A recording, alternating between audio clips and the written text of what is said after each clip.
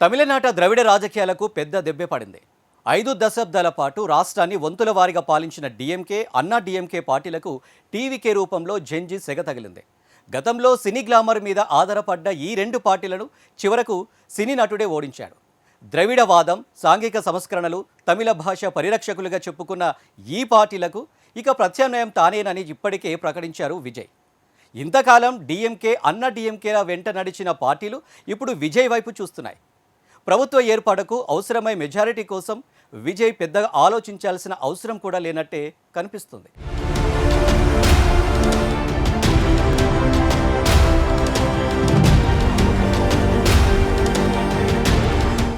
దేశంలోని ఇతర రాష్ట్రాలతో పోలిస్తే తమిళనాడు ప్రత్యేకతే వేరు. ఇక్కడ జాతీయ పార్టీల పప్పులు మాత్రం ఉడకవు. ప్రాంతీయ పార్టీలదే ఇక్కడ పెత్తనం. అందున ద్రవిడవాదే అజెండాగా దాదాపు 6 దశాబ్దాలుగా తిష్టవేసిన రెండు పెద్ద పార్టీలదే హవా. అధికారంలో ఉన్న, విపక్షంలో ఉన్న ఆ రెండు పార్టీలే తమిళనాడులో కీలకం. ద్రవిడ ఉద్యమ పార్టీలుగా, సాంఘిక సంస్కరణ సారథులుగా, తమిళ భాషా పరిరక్షకులుగా పెత్తనం చేస్తున్నాయి. అవే ద్రవిడ మున్నేట్ర కజగం, అన్నా ద్రవిడ మున్నేట్ర కజగం. ద్రవిడ ఉద్యమ పార్టీలుగా, సాంఘిక సంస్కరణ సారథులుగా, తమిళ భాషా పరిరక్షకులుగా ఉత్తర భారత ఆధిపత్యాన్ని సవాల్ చేస్తూ వచ్చాయి ఈ పార్టీలు. రాష్ట్రంలో అన్నా డీఎంకే 7 సార్లు, డీఎంకే 6 సార్లు అధికార పగ్గాలు చేపట్టాయి. మూడో రాజకీయ పక్షానికి అవకాశం లేకుండా పోయింది. తాజా అసెంబ్లీ ఎన్నికల ఫలితాలతో ఈ పరిస్థితి ఒక్కసారిగా మారిపోయింది. సినీ నటుడు విజయ్ నేతృత్వంలోని తమిళగ వెట్రి కళగం వాయువేగంతో దూసుకొచ్చి గత రికార్డుల్ని చెరిపివేసింది.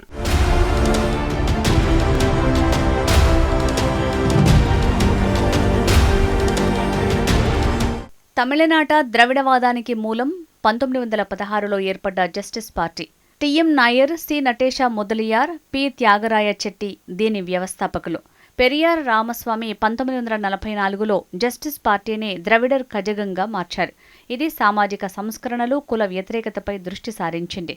పెరియార్ నిర్ణయాలతో విభేదించిన సిఎన్ అన్నాదురై 1949లో ద్రవిడ మున్నేట్ర కజగంని స్థాపించారు.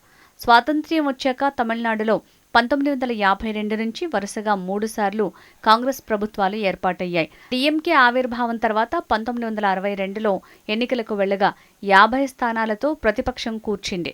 1967 ఎన్నికల్లో డీఎంకే తొలిసారి అధికారం చేపట్టగా అన్నాదురై ముఖ్యమంత్రి బాధ్యతలు చేపట్టారు. ఆయన మరణం తర్వాత 1969లో కరుణానిధి డీఎంకే అధ్యక్ష పగ్గాలతో పాటు తమిళనాడు సీఎం పదవి చేపట్టారు. డీఎంకేలో ఏర్పడ్డ అంతర్గత విభేదాల కారణంగా ఆ పార్టీలో ఉన్న సినీ నటుడు ఎంజి రామచంద్రన్ బహిష్కరణకు గురయ్యారు.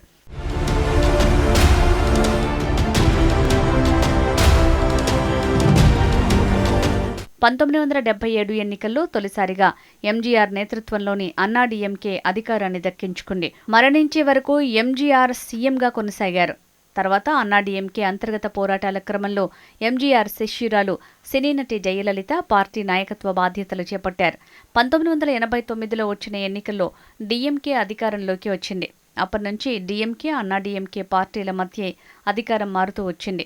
1991లో అన్నా డీఎంకే, 1996లో డీఎంకే, 2001లో అన్నా డీఎంకే, 2006లో డీఎంకే అధికారం చేపట్టాయి. 2011 ఎన్నికల్లో అధికారంలోకి వచ్చిన దివంగత సీఎం జయలలిత తన రాజకీయ గురువు ఎంజీఆర్ రికార్డును తిరగరాస్తూ 2016లో మళ్లీ గెలిచారు. ఆమె మరణం తదుపరి పరిణామాలతో 2021 ఎన్నికల్లో డీఎంకే గద్దెనెక్కింది. డీఎంకే దివంగత అధినేత కరుణానిధి వారసుడైన స్టాలిన్ సీఎంగా పగ్గాలు చేపట్టారు.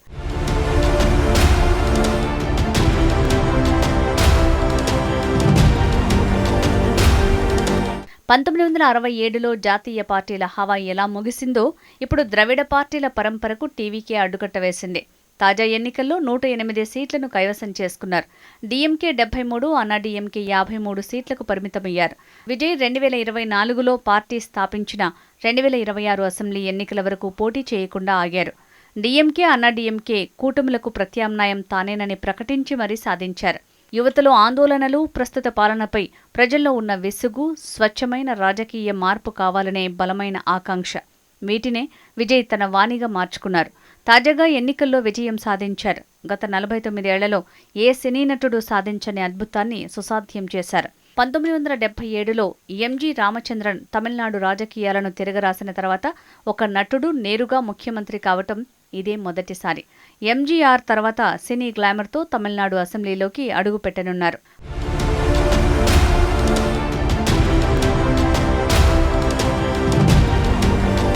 1977లో ఎంజీఆర్ సారథ్యంలోని అన్నాడీఎంకే సాధించిన 30.4% ఓట్ షేర్ను విజయ్ నేతృత్వంలోని టీవీకే 34.92తో అధిగమించింది.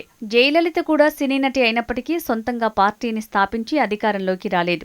ఆమె ఎంజీఆర్ నెలకొల్పిన అన్నాడీఎంకేను వారసత్వంగా పొంది దానిని పటిష్టం చేసి ఆధీనంలోకి తెచ్చుకోవటం ద్వారానే ముఖ్యమంత్రి అయ్యారు. మొత్తానికి డీఎంకే అన్నాడీఎంకే అంటూ అధికారం సాగుతూ వచ్చిన సమయంలో తమిళనాడులో మూడో శక్తిగా అవతరించిన విజయ్ రూపంలో ద్రవిడ పార్టీల అధికార శకానికి ముగింపు పలికినట్లయింది. టీవీకేకు ప్రభుత్వ ఏర్పాటుకు మరో 10 సీట్లు అవసరం. ఇప్పటికే కాంగ్రెస్, వామపక్ష పార్టీలు 1-2 సీట్లు నెగ్గిన పార్టీలు విజయ్ పార్టీతో అధికారంలో భాగమయ్యేందుకు ముందుకు వచ్చాయి. అయితే విజయ్ ఈ విషయంలో ఆచితూచి అడుగు వేయాలని నిర్ణయించినట్లు తెలుస్తోంది.